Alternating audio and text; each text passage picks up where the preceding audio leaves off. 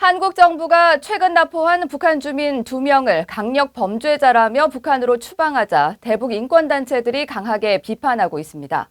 적법한 절차를 밟아 조치했어야 했다면서 진상 규명을 촉구하고 나섰는데요. 한국 정부는 그들이 보호 대상이 아니었다며 다른 선택이 없었다고 주장했습니다. 서울에서 한상미 기자가 보도합니다. 동해상에서 납포된 북한 주민 2명을 북한으로 추방한 데 대해 한반도 인권과 통일을 위한 변호사 모임 측은 11일 국가인권위원회 앞에서 기자회견을 열고 한국 정부 조치를 비판했습니다.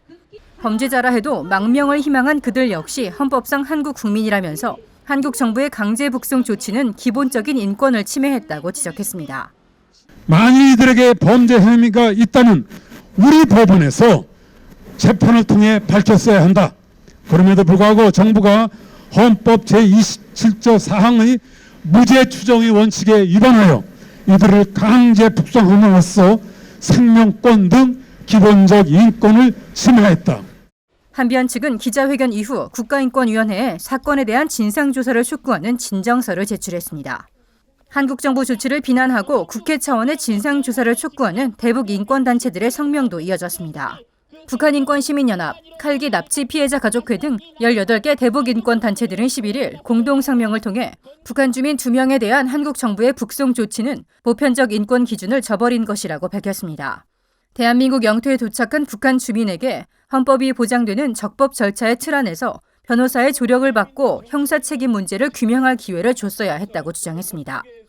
이어 한국이 지난 1995년 가입한 유엔 고문 방지 협약 제3조는 고문 위험 국가로의 추방과 송환, 인도 등을 금지하고 있어 이번 북송 조치는 불법이라며 한국 국회에 진상조사를 촉구했습니다.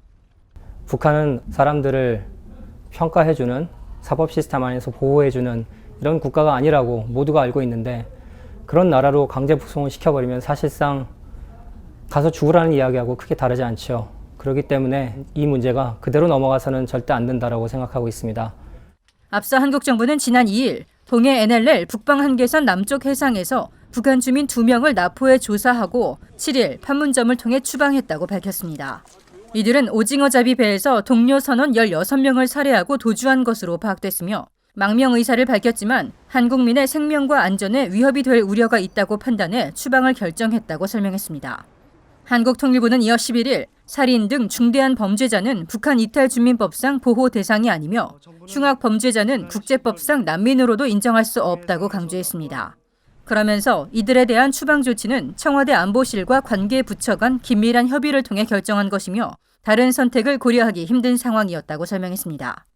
한국 내에선 북한 주민에 대한 강제 송환은 인권 유린이라며 한국 정부 조치에 대한 비난이 이어지는 가운데 한국통일부는 향후 북한 주민에 대한 전원 수용 방침엔 그 어떤 변화도 없다고 밝혔습니다. 서울에서 VOA 뉴스 한상미입니다.